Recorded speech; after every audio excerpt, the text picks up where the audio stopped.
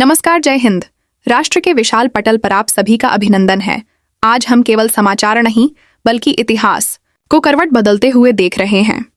यह एक ऐसा क्षण है जिसके लिए करोड़ों आंखें दशकों से प्रतीक्षारत थी। यह वह विजय गाथा है जिसे लिखने के लिए लाखों सरकारी कर्मचारियों और पेंशन भोगियों ने अपने धैर्य और संघर्ष की स्याही का इस्तेमाल किया है। आज हम उन फैसलों की बात करने जा रहे हैं जो केवल फाइलों पर लिए गए हस्ताक्षर नहीं है, बल्कि वे देश की रीढ़ यानी हमारे कर्मचारियों और सम्मानित पेंशनरों के जीवन में एक अभूतपूर्व और सकारात्मक परिवर्तन का शंखनाद है। अक्टूबर का यह महीना जो त्योहारों की रोशनी लेकर आता है, इस बार अपने साथ वित्तीय समृद्धि और सम्मान का ऐसा उजाला लेकर आया है जिसकी चमक करोड़ों परिवारों के आंगन में बिखरने को तैयार है। केंद्र सरकार के गलियारों से लेकर कर्मचारी संगठनों की बैठकों तक जो सुगबुगाहट महीनों से चल रही थी, वह अब एक ठोस और सुखद हकीकत बनकर हम सबके सामने है। वह लंबा इंतजार, वह अंतहीन प्रतीक्षा जो लगभग हर सेवानिवृत्त कर्मचारी की आंखों में एक स्थायी भाव बन चुकी थी, आज आखिरकार अपनी समाप्ति की ओर अग्रसर है। यह रिपोर्ट सिर्फ आंकड़ों का लेखा जोखा नहीं है, यह उन उम्मीदों के प्रज्वलित दीपक की कहानी है जो हर सेवानिवृत्त आंख में वर्षों से टिमटिमा रही थी। आज हम बात करेंगे वेतन में उस बम्पर बढ़ोतरी की जिसने सभी की जेबों को राहत दी है। हम बात करेंगे पेंशन राशि में उस सम्मानजनक वृद्धि की जो बुढ़ापे का सबसे बड़ा सहारा बनने जा रही है। हम खुलासा करेंगे उस रुके हुए बकायानी एरियर के भुगतान के स्पष्ट आदेश का जिसने त्योहारों की खुशी को 2 गुना कर दिया है। और हाँ, हम भविष्य की उस सुरक्षित इमारत की भी चर्चा करेंगे जिसकी नींव 8वें वेतन आयोग के गठन की तेज होती सुगबुगाहट के साथ रखी जा रही है। यह महीना, यह समय वास्तव में एक मील का पत्थर साबित हो रहा है। इसलिए हम आपसे आग्रह करते हैं कि इस विशेष रिपोर्ट के अंत तक हमारे साथ बने रहें, क्योंकि आज आप जो देखने और सुनने जा रहे हैं वह केवल सूचना नहीं बल्कि आपके और आपके परिवार के सुरक्षित एवं सम्मानित भविष्य का एक स्पष्ट और विस्तृत खाका है। आइए इस विस्तृत रिपोर्ट में गहराई से उतरते हैं और सबसे पहले उस सबसे बड़ी और बहु प्रतीक्षित खुशखबरी से शुरुआत करते हैं जिसका सीधा संबंध आपकी मासिक आय, आपकी क्रय शक्ति और आपके परिवार की खुशियों से है। हम बात कर रहे हैं महंगाई भत्ते यानी डीए और महंगाई राहत यानी डीआर की। इस बार सरकार ने जो घोषणा की है उसने न केवल कर्मचारियों और पेंशन धारकों की सभी उम्मीदों को पूरा किया है, बल्कि उनसे कहीं आगे बढ़कर उन्हें एक अभूतपूर्व उपहार दिया है। एक लंबे और गहन विचार विमर्श, वित्तीय विश्लेषण और कर्मचारी संगठनों की लगातार मांगों के बाद सरकार ने अंततः अक्टूबर महीने से महंगाई भत्ते और महंगाई राहत की दर को 18% 28% तक बढ़ाने पर अपनी अंतिम और ऐतिहासिक मुहर लगा दी है। यह वृद्ध मित्रों केवल एक आंकड़ा नहीं है, यह 18% 28% का इजाफा आज के इस दौर में आसमान छूती महंगाई के खिलाफ सरकार द्वारा अपने कर्मचारियों और पेंशनरों को प्रदान किया गया एक मजबूत वित्तीय कवच है, एक सुरक्षा चक्र है। इस अभूतपूर्व और साहसिक फैसले का सीधा और अत्यंत सकारात्मक प्रभाव अब देश के कोने कोने में बैठे हर एक केंद्रीय कर्मचारी की मासिक आय पर स्पष्ट रूप से दिखाई देगा। इसे बेहतर ढंग से समझने के लिए आइए एक व्यावहारिक उदाहरण लेते हैं। मान लीजिए कि किसी केंद्रीय कर्मचारी का मूल वेतन यानी बेसिक पे 400 है। पुरानी दर के अनुसार उन्हें जो महंगाई भत्ता मिल रहा था, अब इस नई 88% की दर के लागू होने के बाद उनके महंगाई भत्ते में एक बहुत बड़ी और सार्थक उछाल आएगी। हमारी गणना के अनुसार उन्हें अब महंगाई भत्ते के रूप में लगभग $2023 का सीधा लाभ प्राप्त होने जा रहा है। यह विशाल बढ़ोतरी न केवल उनकी मासिक आय को एक ठोस और मजबूत आधार प्रदान करेगी, बल्कि त्योहारों के इस पावन मौसम से ठीक पहले यह एक अप्रत्याशित और शानदार बोनस की तरह भी काम करेगी। यह वह अतिरिक्त राशि है जिससे वे अपने परिवार के लिए बिना किसी वित्तीय चिंता के खुशियां खरीद सकेंगे, अपने बच्चों की जरूरतें पूरी कर सकेंगे और भविष्य के लिए कुछ बचत भी कर पाएंगे। और यह निर्णय केवल सेवारत कर्मचारियों तक ही सीमित नहीं है। सरकार ने अपनी संवेदनशीलता का परिचय देते हुए देश के उन करोड़ों पेंशन धारकों को भी वही सम्मान दिया है जो हमारी व्यवस्था की रीढ़ रहे हैं और जिन्होंने अपना पूरा जीवन राष्ट्र निर्माण में समर्पित कर दिया है। जी हाँ, हमारे सभी पेंशन भोगियों को भी इसी 18% to 18% की दर से महंगाई राहत यानी डीआर का भुगतान किया जाएगा। इसका सीधा परिणाम यह होगा कि उनकी मासिक पेंशन में एक सम्मानजनक और महत्वपूर्ण वृद्धि देखने को मिलेगी। यह वह वृद्धि है जो उन्हें उम्र के इस पड़ाव पर बढ़ती दवाइयों की कीमतों और अन्य जीवन यापन की चुनौतियों से लड़ने में एक बड़ी और सार्थक मदद प्रदान करेगी। लेकिन रुकिए, खुशियों का यह सिलसिला यहीं पर नहीं रुकता है। इस बार सरकार ने अपने करोड़ों कर्मचारियों और पेंशन भोगियों की प्रसन्नता को 2 गुना तिगुना करने का दृढ़ निश्चय किया है। इस बढ़े हुए महंगाई भत्ते और महंगाई राहत के साथ साथ एक और ऐतिहासिक निर्णय लिया गया है जिसने सभी के चेहरों पर दिवाली से पहले ही दिवाली की चमक ला दी है। सरकार ने आदेश दिया है कि पिछले 3 महीनों यानी जुलाई, अगस्त और सितंबर के संपूर्ण एरियर का भुगतान भी अक्टूबर माह के वेतन और पेंशन के साथ ही कर दिया जाए। इसका स्पष्ट अर्थ यह है कि इस महीने जब आपके बैंक खाते में वेतन या पेंशन का संदेश आएगा तो उसमें न केवल नई दर से बढ़ा हुआ वेतन या पेंशन होगा बल्कि पिछले 3 महीनों का पूरा बकाया भी एक साथ जमा किया जाएगा। यह एरियर की राशि आपके पद, आपके वेतनमान और आपकी सेवा की अवधि के अनुसार हजारों रुपए से लेकर लाखों रुपए तक हो सकती है। आप कल्पना कर सकते हैं यह राशि कर्मचारियों और पेंशनरों के लिए दिवाली के इस महापर्व से पहले किसी बड़े जैकपॉट से कम नहीं है। यह एक ऐसा वित्तीय संभल है जो कई परिवारों के अधूरे सपनों को पूरा करने, पुराने कर्जों से मुक्ति पाने और त्योहारों को भव्यता के साथ मनाने का एक सुनहरा अवसर प्रदान करेगा। अब रुक करते हैं उस महत्वपूर्ण मांग की जो त्योहारों के इस मौसम में हर कर्मचारी और पेंशन भोगी के मन में गूंज रही है। यह मांग अक्टूबर महीने के वेतन और पेंशन के भुगतान की तारीख से जुड़ी हुई है। जैसा कि हम सभी जानते हैं, दिवाली का पर्व खुशियों, खरीदारी और पारिवारिक मेलजोल का समय होता है। यह वह समय है जब घर की सफाई से लेकर नए कपड़ों और मिठाइयों तक हर चीज के लिए समय पर धन की उपलब्धता अत्यंत आवश्यक होती है। इसी मानवीय भावना को समझते हुए कर्मचारी और पेंशनभोगी संगठनों ने सरकार के समक्ष एक बहुत ही तर्कसंगत और संवेदनशील मांग रखी है।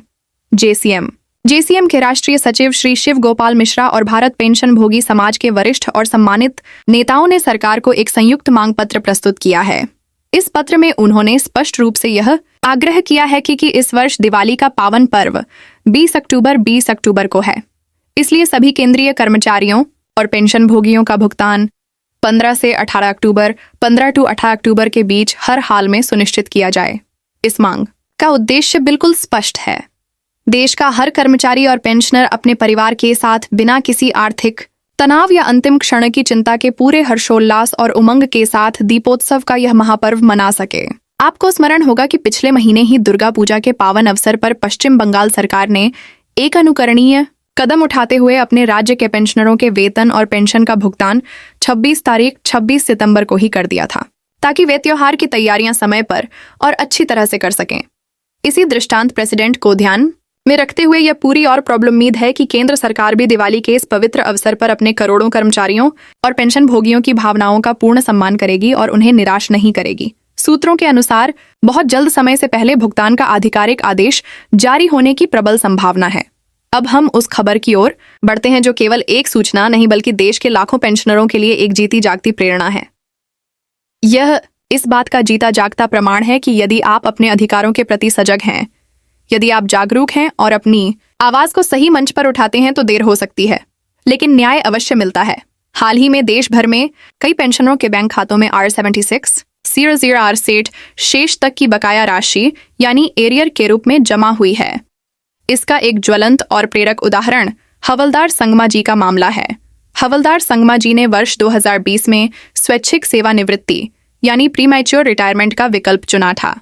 सेवानिवृत्ति के समय उनका अंतिम मूल वेतन RS99 215 था, लेकिन दुर्भाग्यवश किसी लिपिक त्रुटियां कार्यालय की भूल के कारण उनकी पेंशन की गणना RCR से 288 के गलत मूल वेतन के आधार पर तय कर दी गई थी। ये एक छोटी सी दिखने वाली विसंगति थी, लेकिन इस विसंगति के कारण उन्हें हर महीने एक कम राशि प्राप्त हो रही थी जो उनके अधिकार से कम थी। जब उन्होंने इस गलती को पहचाना तो उन्होंने हार नहीं मानी। उन्होंने निराशा में बैठने के बजाय कार्रवाई करने का फैसला किया और सीपी ग्राम्स पोर्टल पर अपनी शिकायत विधिवत रूप से दर्ज कराई। उनकी शिकायत पर तत्काल कार्यवाही हुई। संबंधित रिकॉर्ड ऑफिस और पीसीडीए ने उनकी सेवा पुस्तिका और अन्य सभी दस्तावेजों की गहनता से पुनः जांच की। इस जांच में उनकी शिकायत को 100% सही पाया गया और यह आधिकारिक रूप से स्वीकार किया गया कि उनकी पेंशन के निर्धारण में गंभीर त्रुटि हुई थी। इस त्रुटि को तुरंत सुधारते हुए उनके लिए एक नया संशोधित पेंशन भुगतान आदेश यानी पीपीओ जारी किया गया।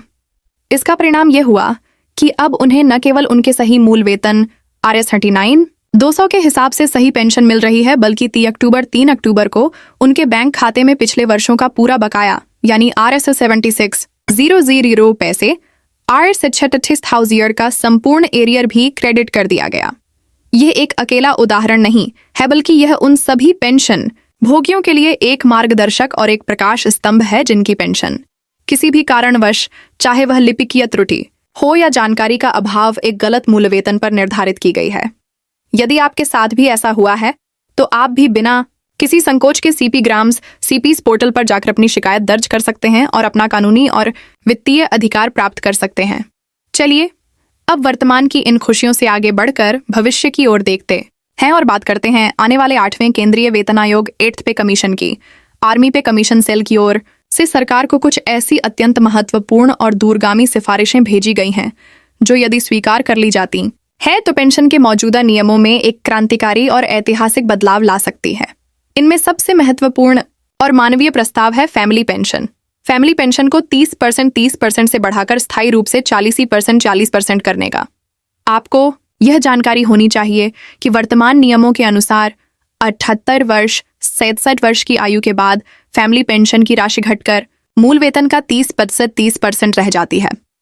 इस कठोर नियम के कारण कई पेंशन भोगी परिवारों, विशेषकर वीर नारियों को अपने जीवन के अंतिम पड़ाव में गंभीर आर्थिक कठिनाइयों का सामना करना पड़ता है। लेकिन इस नए प्रस्ताव के अनुसार इसे 40% पर ही स्थिर रखा जाएगा। चाहे आयु कितनी भी हो, इसका सीधा और सकारात्मक लाभ देश की लाखों फैमिली पेंशनरों, विशेषकर हमारी वीर नारियों को मिलेगा जो अपने जीवन साथी को खोने के बाद इस पेंशन पर निर्भर हैं। इसे एक उदाहरण से समझते हैं। यदि किसी को पहले RS 400R RS 400 के मूल वेतन पर RS 16 CR RSO 816,000 यानी 40% की फैमिली पेंशन मिलती थी, जो 66 वर्ष की आयु के बाद कटौती के बाद RS 1000 RS 12,000 यानी 30% रह जाती थी, तो नए नियम के लागू होने के बाद यह पूरी RS 16,000 RS से RS 16,000 ही रहेगी, यानी हर महीने RS से 4,000 आती, 4,000 का सीधा और स्थायी फायदा। इसके साथ ही JCM के सचिव श्री शिव गोपाल मिश्रा ने 8वें वेतन आयोग के लिए कई और दूरदर्शी एवं कर्मचारी हितैषी सुझाव भी सरकार के समक्ष पूरी मजबूती से रखे हैं। उन्होंने कहा है कि सरकार को एडिशनल पेंशन यानी अतिरिक्त पेंशन का लाभ 80 वर्ष 80 ईयर्स की आयु के बजाय 65 वर्ष 65 ईयर्स की आयु से ही देना आरंभ कर देना चाहिए। उनका सुझाव है कि 65 वर्ष प्रसीण की आयु पूरी होने पर 5%, 70 वर्ष 70 पर 10% और 75 वर्ष 85 की आयु पर 15%, 85% की पेंशन बढ़ोतरी लागू की जानी चाहिए। यह कदम हमारे बुजुर्ग पेंशनरों को उनके जीवन के उस नाजुक पड़ाव में एक बड़ी आर्थिक राहत और सम्मान प्रदान करेगा जब उन्हें चिकित्सा और अन्य जरूरतों के लिए इसकी सबसे अधिक आवश्यकता होती है। इसके अलावा एक और अत्यंत महत्वपूर्ण और तार्किक मांग यह रखी गई है कि पेंशन को पूरी तरह से टैक्स फ्री यानी आयकर से मुक्त किया जाए। इसके पीछे का तर्क बहुत स्पष्ट और मजबूत है। जब हमारे देश में इन सांसदों और विधायकों की पेंशन पर किसी भी प्रकार का कोई टैक्स नहीं लगता, तो उन सरकारी कर्मचारियों की पेंशन पर टैक्स क्यों लगाया जाए जिन्होंने अपना पूरा सक्रिय जीवन अपने 30 से 40 साल देश की सेवा में समर्पित कर दिए हैं। पेंशन उनकी दशकों की सेवा का एक प्रतिफल है, यह कोई नई आय या वेतन नहीं है। इसीलिए पुरजोर आग्रह किया गया है कि 8वें वेतन आयोग के लागू होने के साथ ही पेंशन को आयकर मुक्त की श्रेणी में लाया जाए ताकि सेवानिवृत्त कर्मचारी अपनी पूरी पेंशन का सम्मान के साथ उपयोग कर सकें। एक और प्रमुख मांग यह भी रखी गई है कि पेंशन कम्यूटेशन की अवधि को मौजूदा 15 साल 15 ईयर्स से घटाकर 12 साल 12 ईयर्स किया जाए। इसका लाभ ये होगा कि पेंशन धारक अपनी कम्यूट की गई राशि की कटौती से 12 साल के बाद ही मुक्त हो जाएंगे और अपनी पूरी पेंशन प्राप्त करना शुरू कर देंगे, जिससे उन्हें अपने जीवन के उत्तरार्ध में अधिक वित्तीय स्वतंत्रता मिलेगी। साथ ही यह भी कहा गया है कि पेंशन का जो प्रतिशत फिलहाल अंतिम वेतन का 50% तय है, उसे बढ़ाकर कम से कम 70% किया जाए, ताकि सेवानिवृत्ति के बाद भी कर्मचारी अपने जीवन स्तर को बनाए रख सके और एक सम्मानजनक एवं गरिमापूर्ण जीवन जी सके। अब हम उस मुद्दे पर आते हैं जो लंबे समय से हर कर्मचारी और पेंशन भोगी के दिल में एक कसक की तरह, एक कांटे की तरह अटका हुआ है। यह मुद्दा है कोरोना काल के 18 महीनों मंथ्स के रोके गए DA एरियर का। कर्मचारी और पेंशन संगठनों ने अब इस लड़ाई को एक निर्णायक मोड़ पर ले जाने का फैसला कर लिया है। पूरी तैयारी हो चुकी है और 10 अक्टूबर को देश के सर्वोच्च न्यायालय यानी सुप्रीम कोर्ट में इस मामले को लेकर याचिका दायर करने की पूरी रणनीति बन चुकी है। इस मामले में कर्मचारियों का पक्ष रखने वाले वरिष्ठ वकील श्री A. K. तिवारी पहले ही मीडिया के सामने यह स्पष्ट कर चुके हैं कि केंद्र सरकार के पास कर्मचारियों और पेंशनरों का 18 महीने 18 मंथ्स का अर्जित बकाया अर्नड अरियर्स रोकने का कोई कानूनी या संवैधानिक अधिकार नहीं है। ये कर्मचारियों का हक है जिसे सरकार रोक नहीं सकती। अब इस मामले की पहली सुनवाई इसी महीने सुप्रीम कोर्ट में होने की प्रबल संभावना है। यदि अदालत का फैसला, जिसकी पूरी उम्मीद है, कर्मचारियों और पेंशन भोगियों के पक्ष में आता है तो केंद्र सरकार को ब्याज सहित लगभग 6,200 करोड़ RS 14,200 करोड़ की भारी भरकम राशि का भुगतान करना होगा। यह भुगतान हर कर्मचारी और पेंशन भोगी के लिए एक बहुत बड़ी वित्तीय राहत होगी जो उनके रोके गए हक की वापसी होगी। और अंत में सभी पेंशनरों के लिए एक अत्यंत महत्वपूर्ण सूचना और रिमाइंडर, अक्टूबर का महीना शुरू हो चुका है और इसके साथ ही 80 वर्ष 80 ईयर्स से अधिक आयु वाले हमारे वरिष्ठ पेंशनरों के लिए जीवन प्रमाण पत्र यानी लाइफ सर्टिफिकेट जमा करने की प्रक्रिया भी आरंभ हो चुकी है। यदि आपकी आयु 80 वर्ष या उससे अधिक है तो आप अभी से यह प्रक्रिया पूरी कर सकते हैं ताकि आपकी पेंशन निर्बाध रूप से बिना किसी रुकावट के जारी रहे।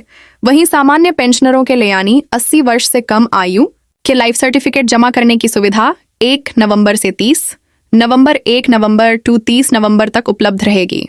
कृपया इस बात पर विशेष ध्यान दें कि समय पर लाइफ सर्टिफिकेट जमा करना अनिवार्य है। यदि आप ऐसा करने में विफल रहते हैं तो आपकी पेंशन को अस्थायी रूप से रोका जा सकता है।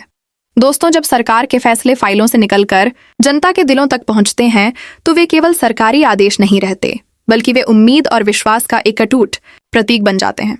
अक्टूबर महीने की ये तमाम खबरें सिर्फ आंकड़ों का खेल नहीं है, बल्कि यह देश के उन लाखों परिवारों के चेहरों पर लौटती हुई मुस्कान की एक सच्ची कहानी है जिन्होंने राष्ट्र सेवा में अपना सर्वस्व न्योछावर कर दिया है।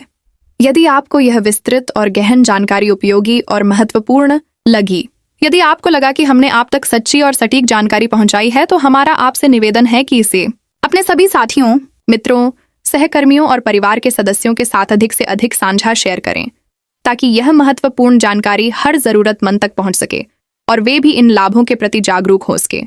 देखते रहिए हमारा चैनल, क्योंकि हम आप तक लाते रहेंगे ऐसी ही महत्वपूर्ण खबरें। जय हिंद, जय